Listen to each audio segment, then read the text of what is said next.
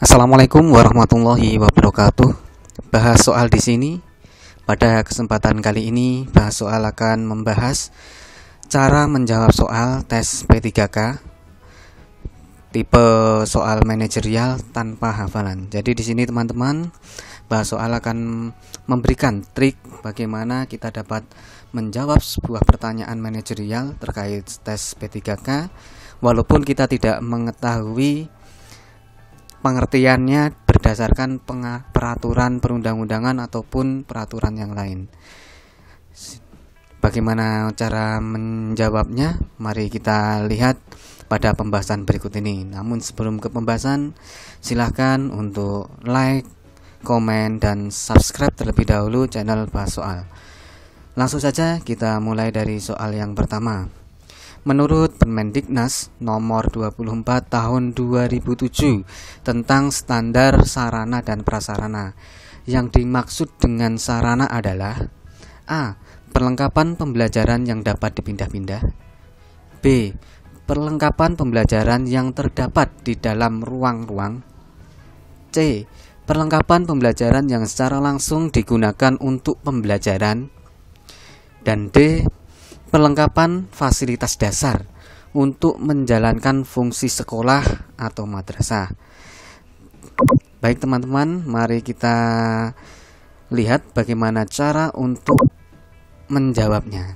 Nah, di sini teman-teman kita disajikan soal tentang Permendiknas nomor 24 tahun 2007. Tentang apa? Yaitu tentang standar sarpras atau sarana dan prasarana. Nah, di sini yang ditanyakan adalah pengertian dari sarana, teman-teman. Pengertian dari sarana berdasarkan Permendiknas nomor 24 tahun 2017 ini. Nah, di sini apabila teman-teman tidak bisa atau tidak tahu apa isi dari Permendiknas tersebut, bagaimana kita menjawabnya? Mari teman-teman kita lihat dari opsi pilihan jawaban yang ada. Kita mulai dari yang pertama terlebih dahulu, yang disebut dengan sarana. Nah, di sini kan yang ditanyakan adalah sarana. Untuk memudahkan teman-teman membedakan antara apa itu sarana dan prasarana, kita asumsikan seperti ini, teman-teman. Teman-teman naik mobil dari Solo ke Jakarta melalui jalan raya. Nah, di sini sarananya itu adalah mobil, teman-teman. Teman-teman berkendara menaiki sarana mobil dari Solo ke Jakarta melalui prasarananya adalah jalan raya. Nah, sekarang kita lihat dari pilihan jawaban yang ada, perlengkapan pembelajaran yang dapat dipindah-pindah. Nah, di sini kata kuncinya yang dapat dipindah-pindah. Nah, seperti tadi analogi yang saya berikan bahwa sarananya adalah mobil. Mobil itu bergerak atau dapat dipindah-pindah. Nah, kemudian prasarana adalah jalan raya atau bangunan tetap yang tidak dapat dipindah-pindah. Jadi teman-teman bisa bedakan dulu. Sarana itu adalah yang dapat dipindah-pindah, sedangkan prasarana adalah yang tidak dapat dipindah-pindah. Jadi kemungkinan untuk jawaban A ini bisa benar, tapi kita lihat dulu. Kita masih tunggu dulu dengan melihat jawaban B, C, dan D terlebih dahulu, teman-teman.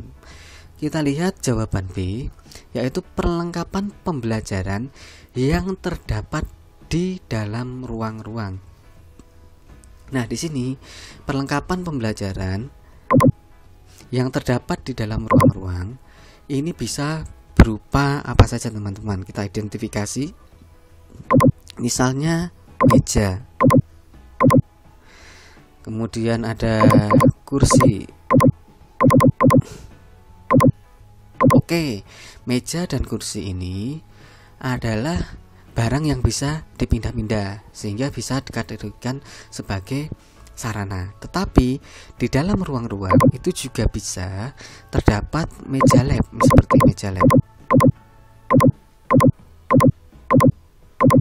Nah, meja lab ini adalah yang terbuat dari cor-coran itu. Nah, sehingga meja lab ini tidak bisa dipindah-pindahkan, sehingga meja lab ini termasuk dalam kategori prasarana, teman-teman. Sehingga jawaban B ini kurang tepat. Nah, kita eliminasi dulu jawaban yang B. Kemudian yang berikutnya, teman-teman, kita lihat opsi yang C, yaitu perlengkapan pembelajaran yang secara langsung. Ini secara langsung ya, kata kuncinya secara langsung digunakan untuk pembelajaran. Nah, di sini yang langsung digunakan pembelajaran, misalkan alat peraga, itu bisa langsung digunakan saat pembelajaran. Misalkan di IPA itu ada kerangka, kemudian di IPS ada globe, dan seterusnya. Tetapi kalau kerangka dan globe itu bisa dikategorikan sebagai sarana, teman-teman. Tetapi apabila pelaksanaannya adalah kegiatan olahraga, maka yang dipakai adalah seperti lapangan. Kita langsung memakai lapangan lompat jauh. Itu adalah sarana yang digunakan untuk pembelajaran. Mohon maaf, itu berarti adalah prasarana yang dipakai untuk pembelajaran, karena itu lapangan tidak bisa dipindah-pindah, sehingga pilihan C ini juga salah. Selanjutnya kita lihat opsi yang terakhir, yaitu D, perlengkapan fasilitas dasar. Nah, di sini teman-teman, yang perlu kita catat adalah fasilitas dasar. Nah, fasilitas dasar ini berbeda dengan perlengkapan pembelajaran. Fasilitas dasar ini adalah fasilitas yang menjadi bagian dasar, atau yang istilahnya ini sebenarnya adalah prasarana. Pengertian dari prasarana, fasilitas dasar adalah istilah lain dari prasarana, seperti tanah, kemudian ada bangunan. Ini adalah fasilitas dasar, tanah dan bangunan, bukan fasilitas penunjang atau fasilitas perlengkapan pembelajaran yang kita sebutkan tadi, seperti alat peraga dan seterusnya. Sehingga fasilitas dasar ini termasuk dalam prasarana, sehingga jawaban D juga salah. Sehingga bisa kita pilih jawaban yang tepat adalah A. Berikutnya kita mulai soal yang kedua, teman-teman.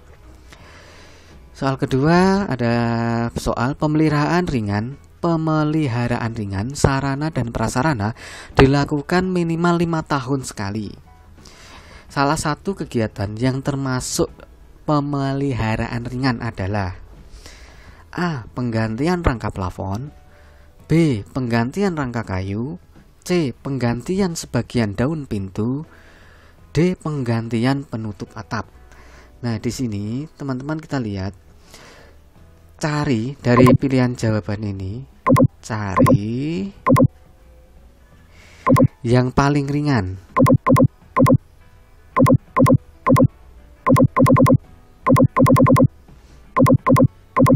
Yang paling ringan perawatannya, nah, atau pemeliharaannya. Kita bisa lihat, teman-teman, di sini ada apa saja. Yang pertama ada rangka plafon. Rangka plafon ini, kemudian ada rangka kayu. Nah, rangka kayu, kemudian daun pintu dan penutup atap. Kalau teman-teman lihat sekilas, antara rangka plafon, rangka kayu, dan penutup atap ini kelasnya sama, yaitu kelas berat, sehingga dapat kita tarik kesimpulan jawaban pemeliharaan yang paling ringan adalah yang penggantian sebagian daun pintu. Jadi kita bisa pilih jawaban yang tepat adalah B. Sangat mudah kan, teman-teman? Kita lanjut ke soal yang ketiga. Soal ketiga, sekolah atau madrasah harus membuat rencana kerja ketatausahaan sekolah yang bukan menjadi tujuan dari penyusunan rencana kerja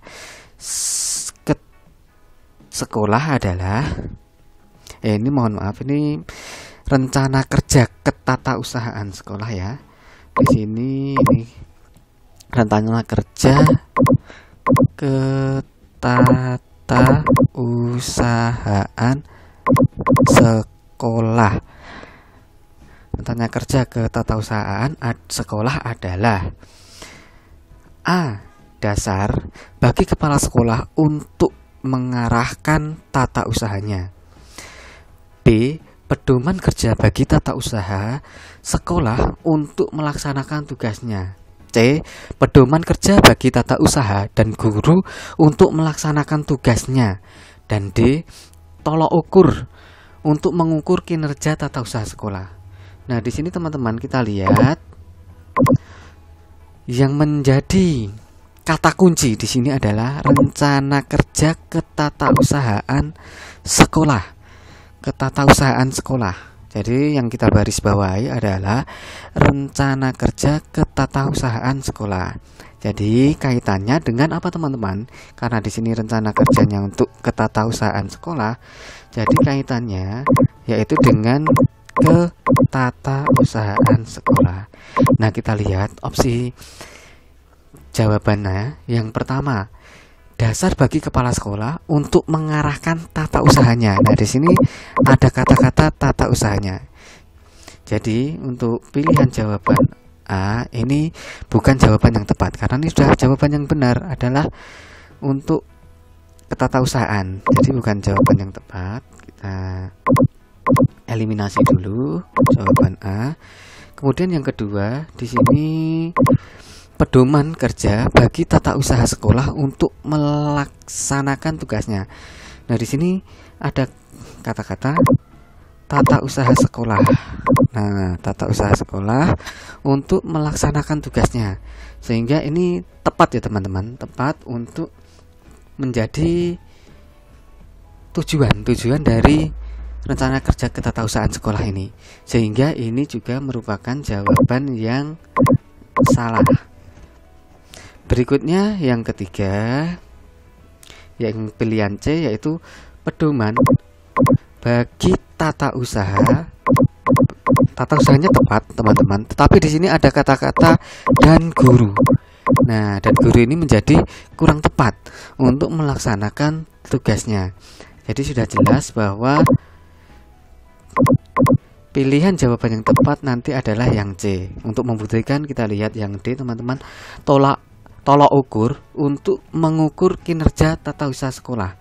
Jadi di sini mengukur kinerja, yang diukur kinerjanya siapa? Yaitu tata usaha sekolah. Jadi ini juga tepat menjadi tujuan dari penyusunan rencana kerja ketatausahaan sekolah.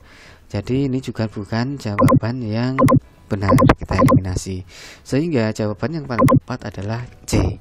Nah, demikian tadi teman-teman sekilas pembahasan untuk soal manajerial. Walaupun kita tidak tahu aturan yang ada atau pengertian secara spesifik, tetapi kita bisa menjawabnya dengan logika atau analisis. Sekian dari bahas soal. Terima kasih. Akhir kalam, wassalamualaikum warahmatullahi wabarakatuh.